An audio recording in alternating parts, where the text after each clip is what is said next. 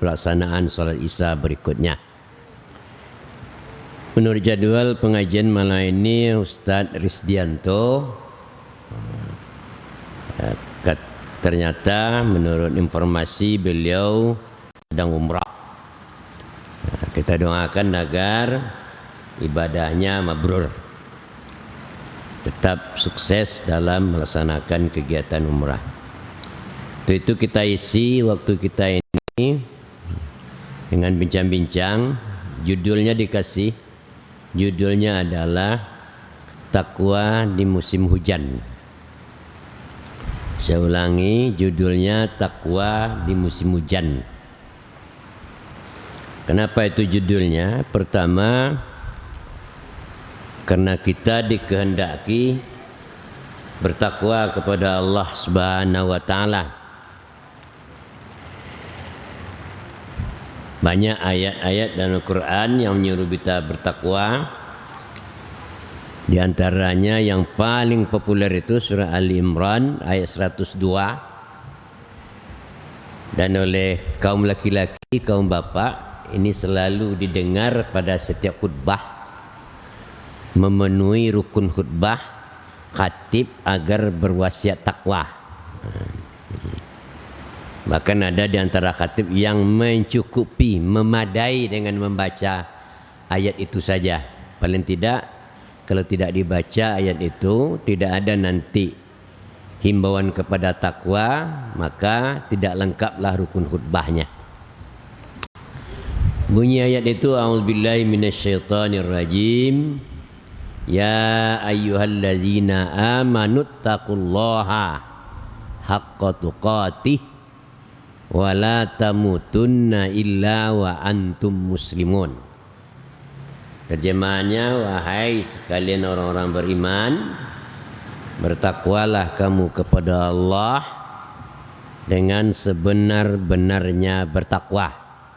Janganlah kamu mati sebelum sempurna dalam Islam.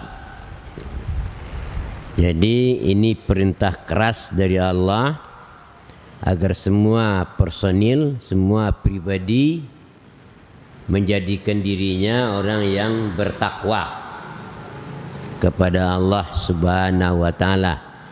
Takwa bukan kaleng-kaleng. Istilah sekarang begitu. Bukan kaleng-kaleng, tapi haqqa tuqatih. Takwa yang benar-benar bertakwa kepada Allah Subhanahu wa taala. Takwa itu artinya ketaatan penuh kepada Allah, mengerjakan perintahnya, menjauhi larangannya, tidak berbuat maksiat, tidak melakukan dosa, tidak berbuat kezaliman, tapi diisi dengan segala kebaikan yang diperintahkan Allah dan Rasulnya. Itu yang takwa. Ke situ kita disuruh.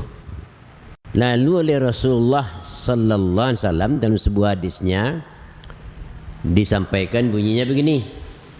Ittaqillaha haitsuma kunta.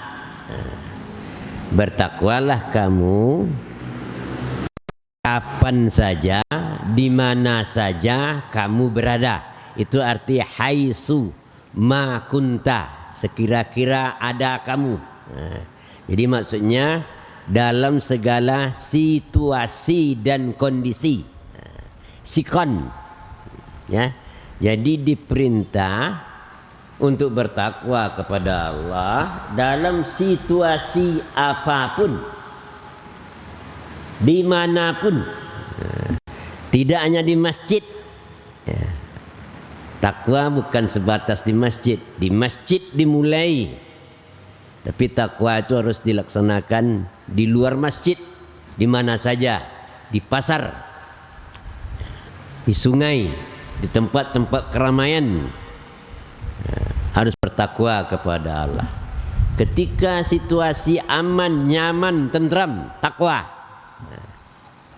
Nah, sekarang kita dalam situasi hujan.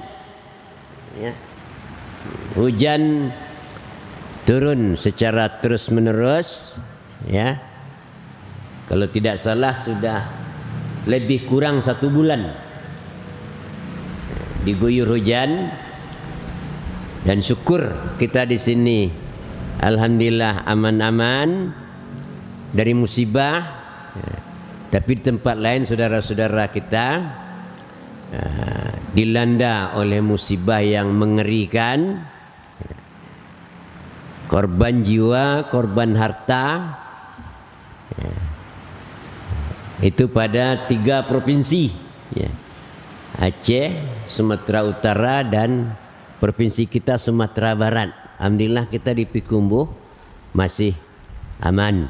Semoga tetap aman, tidak mengalami penderitaan yang dialami oleh kawan-kawan kita yang ditimpa musibah itu.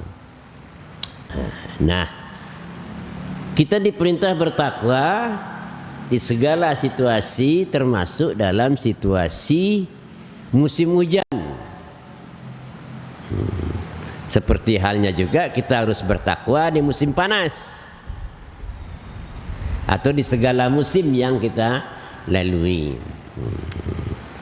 Bertakwa kepada Allah di musim hujan adalah dengan jalan memahami kekuasaan Allah Subhanahu wa taala yang turun yang kita dapati ketika musim hujan ini.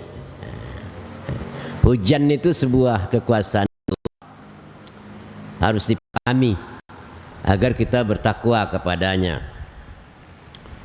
Penjelasan tentang hujan sebagai kekuasaan Allah banyak sekali dalam Al-Quran, banyak sekali. Antara lain surah An-Nur ayat 43. Saya bacakan. A'udzubillahi minasyaitonir rajim. Alam tara annallaha yusji sahaban summa yu'allifu bainahu summa yajalu rukaman fataral wadqa yakhruju min khilalihi wa yunazzilu minas samaa'i min jibalin fiha min baradin fayusibu bihi man yasha'u wa yasrifu amman yasha'u yakadu sana barqi yazhabu bil absar. Terjemahnya, tidakkah kamu perhatikan bahwa sungguhnya Allah mengarak awan, kemudian disusunnya awan itu, kemudian lagi awan yang bersusun tadi tindih bertindih, yaj'aluhu rukama, tindih bertindih. Kita lihat awan ya, berkumpul ya, hitam pekat, itu namanya rukama. Sudah itu fataral wadqa yakhruju min khilali, lalu keluarlah air dari celah-celah awan itu. Wa yunazzilu minas sama', dan Allah menurunkan pula dari langit, min jibalin, juga dari gunung-gunung, fiha ya, min baradin, ada butiran-butiran es.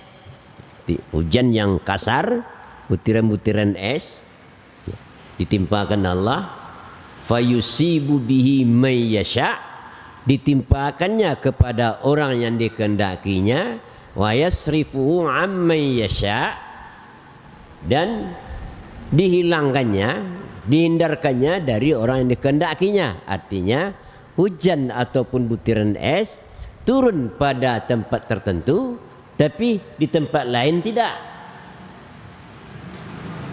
walaupun tempat itu berdekatan. Di Tanjung Pati hujan turun, di sini tidak. Atau di Kotonan 4 hujan lebat, Kotonan Gadang tidak. Itu sering terjadi seperti itu. Kadang-kadang kita melihat terheran-heran, hujan dari situ, wah sekonda. Nampak orang pakai mantel, nggak basah-basah kuyuk, ya, atau mobil lewat, nampak di sana bekas hujan. Di tempat kita hari terang misalnya, ya. Nah, jadi artinya di mana hujan turun, di mana hujan tidak turun, itu semua ketetapan Allah Subhanahu wa taala. Itu harus jadi perhatian. Merasakan begitulah kekuasaan Allah Subhanahu wa taala. Tidak ada seorang pun, tidak ada sebuah kekuatan pun yang bisa menurunkan hujan. Kalaupun sebelum ini kita dengar-dengar ada hujan buatan, itu bukan bikin hujan dalam pengertian ya seperti Allah menurunkan hujan. Dia cuma katanya memecah mendung yang ada, awan yang ada, ya. Itu pun biayanya tidak sedikit, tidak seimbang dengan keuntungan hujan yang turun akibatnya. Banyak biayanya, tidak memadai. Nah, Allah menurunkan hujan cukup untuk kebutuhan kita.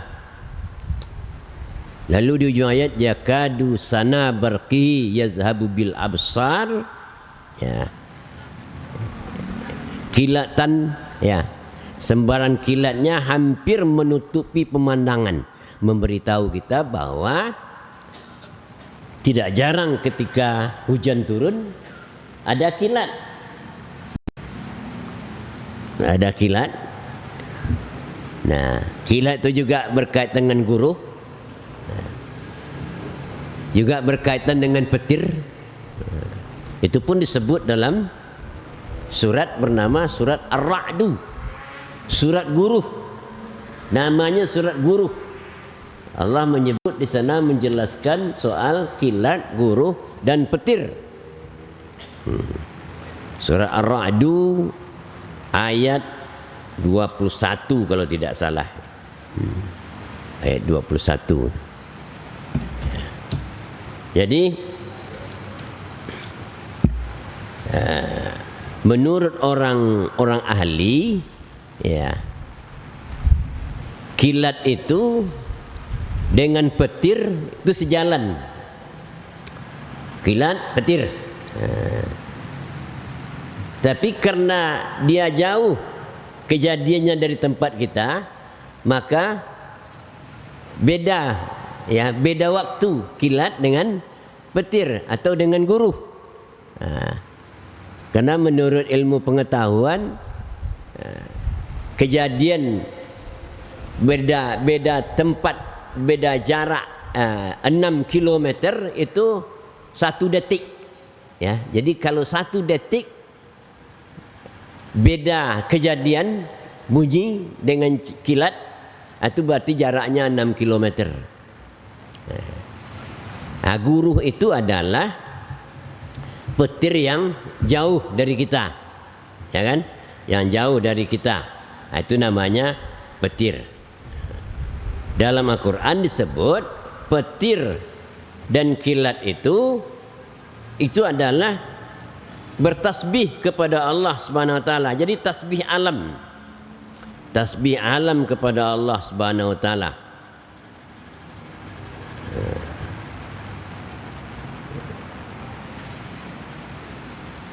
Itu petir tadi, yusabbihur ra'du. Itu bunyi ayatnya, ya. Bertasbih guruh, ya, termasuk di sana wal malaikatu, malaikat-malaikat juga bertasbih memuji Rabb, memuji Allah Subhanahu wa taala. Dan sebelum itu disebut juga bahwa guruh tersebut, petir tersebut terjadi kilatnya itu ada memberikan manfaat kepada manusia, tapi juga mendatangkan rasa takut. Ayat 12-13. Saya cari 21 tidak jumpa dia. Ayat 12-13. Saya bacakan. A'udzubillahi minasyaitonirrajim. Huwallazi yurikumul barqa khaufan wa tama'a wa yunsi'us sahabas siqal. Artinya Allah lah yang memperlihatkan kilat kepadamu yang menimbulkan ketakutan dan harapan, dan apa yang menjadikan mendung. Jadi Allah yang mendatangkan kilat dan mendung untuk hujan itu sering berhampiran waktunya atau bersamaan waktunya. Itu adalah kekuasaan Allah Subhanahu wa ta'ala. Jadi kilat menguntungkan dan menakutkan. Menguntungkan ketika hari gelap, tidak ada lampu, kita perlu berjalan ke satu tempat, misalnya di pekarangan rumah, ya, ada kilat, itu menguntungkan. Saya pernah berpengalaman tahun 82, jam 12 malam, motor saya mati, kendaraan Honda, hujan lebat turun. Itu antara Batuna Limo dan Lubuk Batingkok. Tak ada satu pun rumah di waktu itu di sana. Kalau sekarang sudah ramai. Jembatannya berlubang-lubang. Nah, untung ada kilat. Untung ada kilat. Ketika kilat berjalan, ya, khawatir masuk lubang, berhenti lagi, nanti kilat lagi berjalan. Nah, perjalanan dalam kilat itu diumpamakan pula oleh Allah SWT kalau sindirannya kepada kehidupan orang, seperti orang munafik berjalan dengan kilat. Yakadul barqu yaqtafu absarahum. Itu kullama adha'a lahum masyaufi, itu di surah Al-Baqarah, ya kan? Jadi orang yang melangkah dan terhenti melangkah.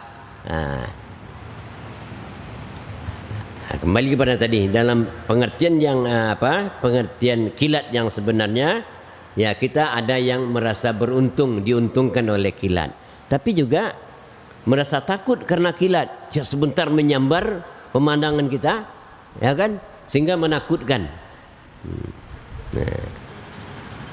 Dan memang ketika itu terjadi, kita dituntunkan untuk berzikir kepada Allah Subhanahu wa ta'ala, ya. Ketika guru misalnya terjadi, ada keterangan menyebut kalau terjadi guru kita sedang berbicara, maka berhentilah bicara. Kalau sedang ngomong-ngomong, sedang ketawa-ketawa dengan kawan, ya, berhentilah ketawa. Ya, ingatlah Allah Subhanahu wa ta'ala, ya. Ada ajaran Rasulullah, ya, ketika itu subhana mayusabbihu ra'du bihamdi, ya, maha suci Allah, ya, bertasbih kepadanya guru, memujinya, ya. Apalagi kalau petir, ya, itu disuruh membaca doa, bunyinya Allahumma la taqtulna bighadabika wala tuhlikna bi'azabika wa afina qabla zalika. Ya Allah, jangan engkau bunuh kami dengan kemarahanmu. Allahumma la taqtulna bighadabika, jangan kamu bunuh kami dengan kemarahanmu. Wala tuhlikna bi'azabika, jangan engkau azab kami dengan, jangan engkau binasakan kami dengan azabmu, dengan siksaanmu. Wa afina qabla dzalika, beri kami keampunan sebelum itu terjadi. Jadi sekali lagi, peristiwa itu semua adalah peristiwa menunjukkan kekuasaan Allah Subhanahu wa taala dan menyuruh kita mendekatkan diri kepada Allah. Di awak guru menjadi pantun. Ya kan, lurilah jalan kape kumbuah berhenti di kota alam. Oh, pantun kami di sini kok. Ya kan? Kau nak tahu jati rusuh, dengarlah guru tengah malam. Ya kan? Syukur jugalah mungkin ada kesan pelajarannya, tapi yang lebih dari itu mendekatkan diri kepada Allah, berdoa kepadanya ketika itu terjadi. Nah, kembali tadi, jadi guru, kilat, petir itu menyertai hujan. Kembali soal hujan. Hujan tadi diturunkan Allah Subhanahu wa taala atas kekuasaannya supaya kita perhatikan, dan Allah menjelaskan di ayat lain bahwa hujan itu merupakan rahmat, nikmat kepada manusia. Jadi dimensi hujan itu adalah sebagai rahmat. Nanti ada yang bertentangan dengan itu ya. Tapi dimensi awalnya hujan itu adalah sebagai rahmat, sebagai nikmat kepada manusia. Misalnya di surat Al-Anfal ayat 11 bunyinya yang tentang hujan, di sepertiga dari awal pangkal ayat surat, A'udzubillahi minasyaitonirrajim, wa yunazzilu 'alaikum minas sama'i ma'a. Allah turunkan kepadamu air dari langit, liyutahhirukum bihi, untuk mensucikan kamu dengan air itu, wa yuzhiba ankum rijzas syaitan, dan untuk menghilangkan darimu gangguan-gangguan syaitan, waliyurbita ala qulubikum, dan untuk menguatkan hati kamu, wa yusabbitu bil aqdam, dan untuk memantapkan langkahmu. Ini berhubungan dengan situasi panas kemudian turun hujan ketika Rasulullah perang bersama sahabat. Ahli tafsir menyebutnya di perang Badar, ya. Ketika itu hujan tidak turun hujan, ya. Lalu ada bisikan setan, katanya mana ada Allah sayang kepada kamu, buktinya hujan tidak turun. Nah, lalu diturunkan Allah hujan, ya. Hujan itu untuk mensucikan kamu, untuk mandi, untuk apa, kebutuhan-kebutuhan kita. Kemudian wa yuzhiba ankumur rijsas syaitan, untuk menghilangkan gangguan setan. Jadi bisikan setan yang menyebut tadi Tuhan tidak sayang karena tidak turun hujan, lalu Allah turunkan hujan. Waliyurbita ala qulubikum, menguatkan hatimu, ya, menguatkan keyakinanmu kepada kekuasaan Allah Subhanahu wa taala.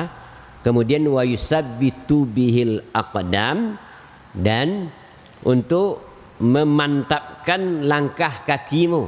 Nah, sebab itu begini, di Arab itu tidak turun hujan di tempat itu. Itu pijakan manusia, bumi dipijak itu kan pasir, ya, lalu apa namanya, licin, ya kan, bisa terjatuh gitu, ya. Tak kelicik wadanya tu bahasa awak, ya. Dengan turun hujan, tentera Islam tadi mantap dia menempuh perjalanan karena pasir bumi tadi menjadi lengket oleh hujan yang turun. Itu di antara lain, ya, keuntungan hujan digambarkan. Kemudian di surah Baqarah yang sifatnya umum, ya, surah Baqarah ayat 22, a'udzubillahi minasyaitonirrajim, wa anzala minas sama'i ma'an, Allah turunkan hujan dari langit, fa akhraja bihi minas samarati rizqan lakum. Dengan turunnya hujan Allah keluarkan buah-buahan ya dari pohonnya, dari tumbuh-tumbuhan, rizqan lakum, sebagai rezeki bagimu. Jadi dengan hujan sayur mekar, ya kan, pepohonan berbuah seperti sekarang durian berbuah dan banyak buah-buahan lain. Rizqan lakum, sebagai rezeki bagimu. Itulah bahagian-bahagian yang menjelaskan bahwa hujan turun itu sebagai rahmat, sebagai nikmat dari Allah Subhanahu wa taala kepada kita semua. Tapi pada waktu yang dikehendaki Allah,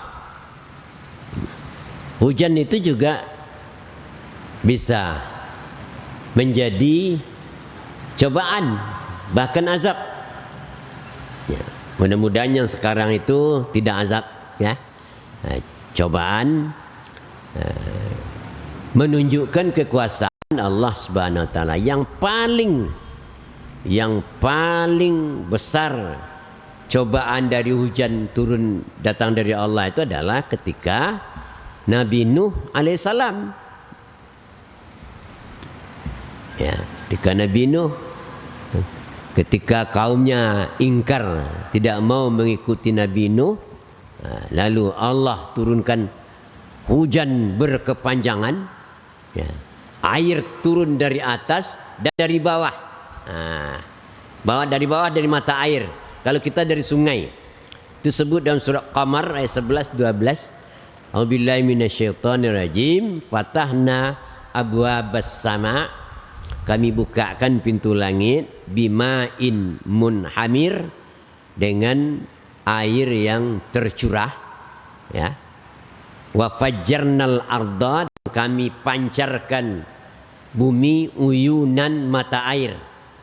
Kami pancarkan mata air dari bumi, ya. Itu kalau Allah berkehendak. Jadi air, cobaan dari atas, ada air hujan turun, ya, seperti yang kita ketahui dari peristiwa sekarang itu, ya, dari gunung malah membawa kayu, bawa batu, bawa benda-benda berat yang menimpa orang banyak. Ya, kemudian ada dari bawah, ya, dari bawah itu dari mata air, dari mata air. Jadi itu kalau Allah berkehendak, hujan yang tadinya sebagai rahmat, sebagai nikmat untuk kita, bisa turun sebagai cobaan atau sebagai azab. Di surat Al-An'am ayat 65, A'udzubillahi minasyaitonirrajim. Qulillahu yunajjikum minha, qul huwal qadiru ala an yab'asa 'alaikum azaban min fawqikum aw min tahti arjulikum. Katakanlah Muhammad, Allah itu maha kuasa untuk mendatangkan azab kepadamu dari bahagian atasmu. Datang dari bagian atas maksudnya hujan, bisa angin, bisa tadi petir, ya. Itu kemudian min tahti arjulikum, atau dari bawah kakimu. Yang bawah kakimu itu mata air atau air di sungai, dijadikan besar oleh Allah SWT. Lalu dia menimpa manusia banyak. Nah, baik ketika hujan itu turun sebagai rahmat dan nikmat, maupun ketika hujan berupa cobaan atau azab, maka tidak lain solusinya adalah bertakwa kepada Allah Subhanahu wa taala. Solusinya, jalan keluarnya dari persoalan adalah bertakwa kepada Allah Subhanahu wa taala. Nah, jadi takwa di ketika musim hujan, pertama menyadari bahwa hujan itu adalah kekuasaan Allah. Ya, kemudian juga kita melakukan koreksian diri, ya. Mungkin kalau hujan turun mendatangkan azab, siksaan kepada kita, berhubungan dengan perilaku kita. Apakah yang langsung, perilaku langsung misalnya membabat hutan, ya itu perilaku langsung, ya kan. Tapi yang tidak langsung juga, misalnya kita berbuat fahsya, perzinaan merajalela, ya. Bahkan main curang dalam menimbang, berbuat zalim, berbohong sepanjang waktu, semuanya bisa berhubungan dengan kehendak Allah untuk mendatangkan cobaan atau siksaan kepada manusia. Jadi sekali lagi bertakwa kepada Allah. Kemudian bahagian dari takwa kepada Allah di musim hujan ini adalah menjadikan peristiwa ini sebagai ladang ibadah kepada Allah. Sehubung dengan adanya korban kebanjiran, korban Golodo, itu membuka peluang kepada kita untuk beribadah, memberikan bantuan kemanusiaan, ya, kepada mereka yang terkena musibah, karena memang mereka sangat membutuhkan. Kita sudah 3 kali, ya, pergi. Pertama ke Koto Tinggi, ke Kampung Pak Wan di Ayange, ya. Kedua ke Sungai Landia, dan hari kemarin kita kembali dari Palembayan, ya. Ternyata subhanallah, masya Allah, ya. Kita lihat bekas-bekasnya memang sangat mengerikan, dan kawan-kawan kita di sana memang sangat membutuhkan bantuan itu. Yang kami temui itu mereka sangat membutuhkan. Ya, syukur kita membawa sebanyak yang bisa kita bawa dari Lazis, ya, dari lembaga Amil Zakat, Infak dan Sedekah Muhammadiyah. Kita bagikan kemarin di 3 tempat. Salareh Ayah Timur namanya, ya. Salareh, kiranya ternyata Palembayan tu luas. Kita ke Salareh Ayah Timur, di sana ada Masjid Taqwa Muhammadiyah. Kemudian di bawah itu juga ada masjid, ya. Masjid tidak jauh dari sana, sekitar 3 km lah, ya kan. Nah, dan memang melihat sambutan mereka rasanya sangat bermanfaat sekali apa yang kita bawa. Jadi ini sekali lagi membuka peluang untuk beribadah kepada Allah Subhanahu wa taala. Ada kepedulian, ya. Ada bahagian yang kita ambil untuk meringankan penderitaan kawan-kawan kita yang ditimpa musibah. Dan ini sekaligus memberikan pelajaran kepada kita semua untuk selalu, ya, tidak saja di musim hujan, tapi nanti selalu saja kita punya perhatian dan memberikan santunan, memberikan memberikan pelayanan terhadap orang-orang yang membutuhkan, ya. Ada orang yang membutuhkan. Kita jangan tidak peduli dengan orang lain, ya, yang sangat membutuhkan itu. Ya. Dan itu berhubungan dengan ayat bunyinya, A'udzubillahi minasyaitonirrajim. Bismillahirrahmanirrahim. Wa ta'awanu 'alal birri wat taqwa. Bertolong-tolonganlah kamu atas kebaikan dan ketakwaan. Wala ta'awanu 'alal ismi wal udwan, dan janganlah kamu bertolong-tolongan pada persoalan yang berkaitan dengan dosa dan permusuhan. Tidak sekedar itu, tambah lagi wattaqullah, bertakwalah kamu kepada Allah. Innallaha syadidul iqab, Allah sangat siksa, sangat keras siksaannya. Ya. Jadi artinya ketakwaan menyuruh kita saling memberikan pertolongan. Dikaitkan dengan hadis Nabi, ada hadis Rasulullah sallallahu alaihi wasallam dari Ibnu Umar. Saya bacakan Ani bin Umar, hadis dari Ibnu Umar. Ibnu Umar artinya Abdullah bin Umar bin Khattab.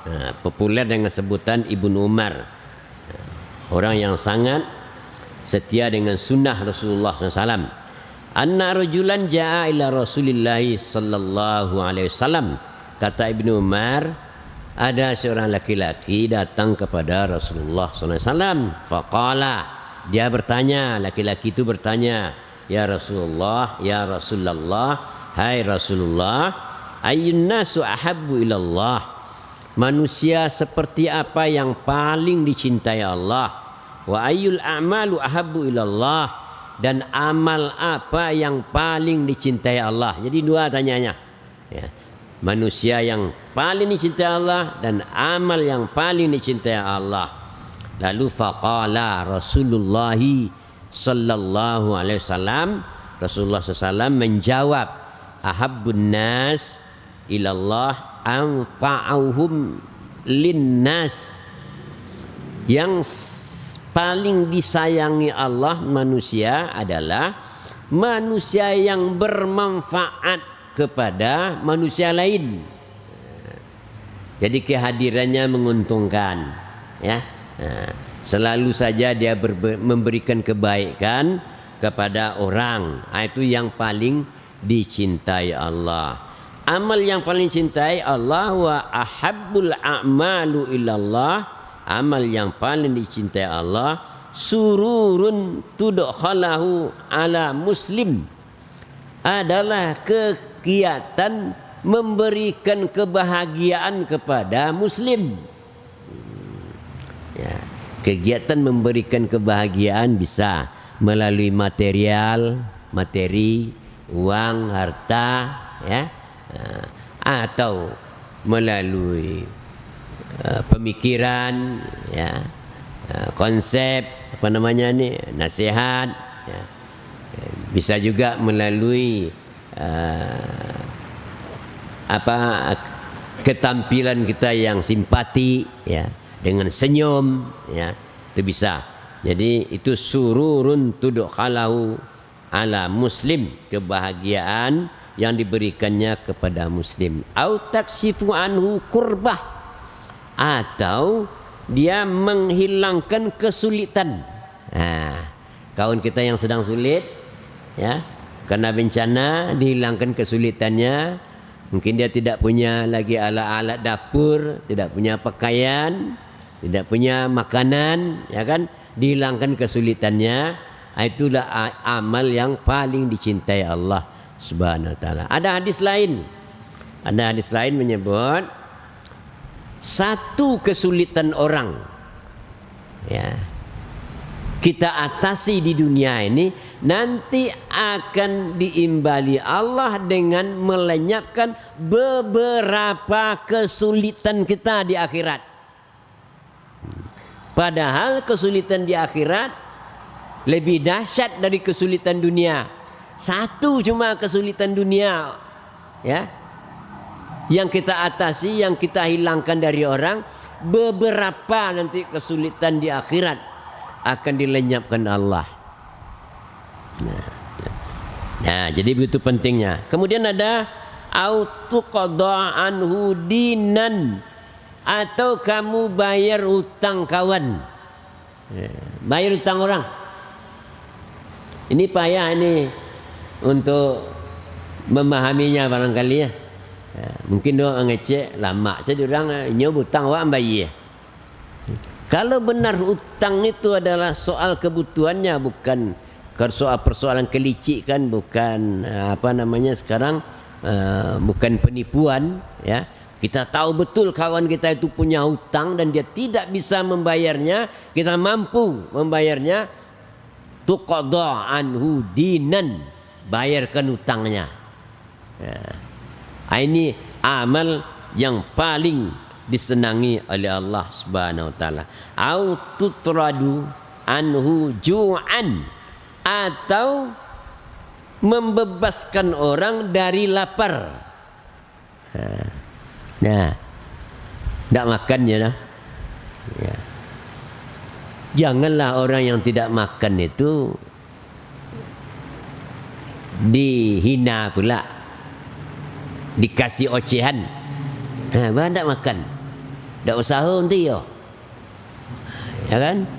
Padahal dia tidak makan, ya, atau miskin itu kan karena juga kehendak Allah Subhanahu wa taala, dan itu peluang untuk kita berbuat baik, ya, beramal, bahkan amal yang sangat dicintai oleh Allah Subhanahu wa taala.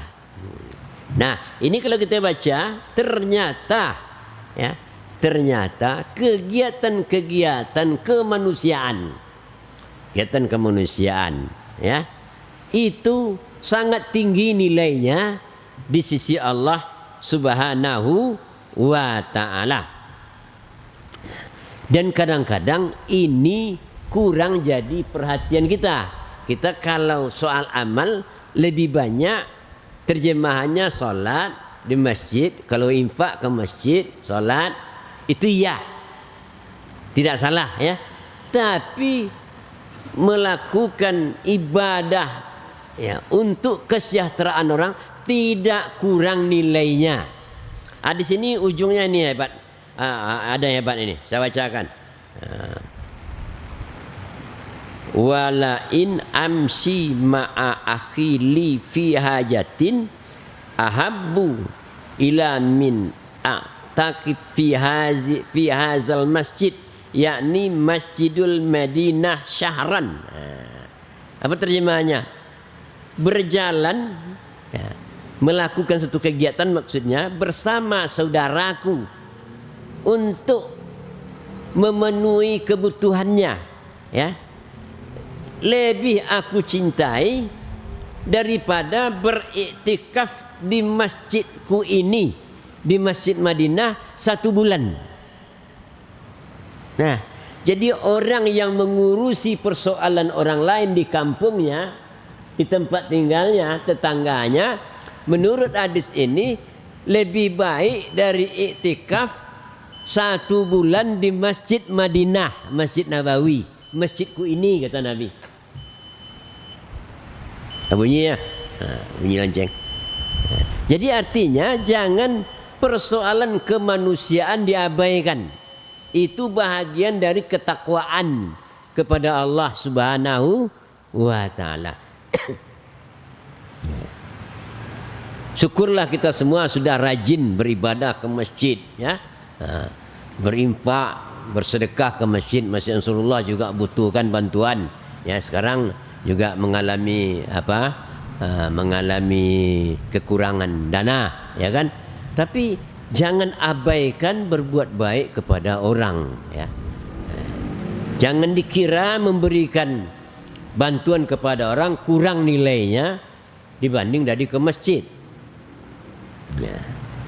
Kalau ini dipahami ini, ya, banyak kita yang harus harus menyadari ketertinggalan kita selama ini, ya, soal persoalan-persoalan yang menyangkut dengan sosial kemasyarakatan, ya. Tidak hanya sekedar menjenguk sakit, ya, tidak hanya sekedar menjenguk sakit, itu ya juga, ya.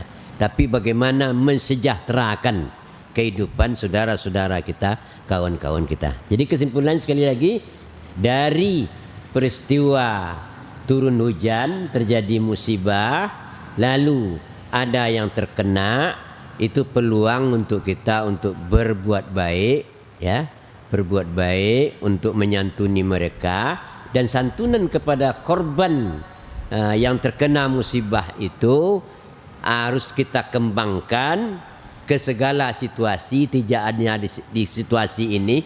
Sepanjang waktu kita harus terbiasa untuk melakukan kebaikan-kebaikan kepada sesama manusia, dan itu bahagian dari ketakwaan kepada Allah Subhanahu wa taala. Sekian saja, banyak maaf. Wassalamualaikum warahmatullahi wabarakatuh.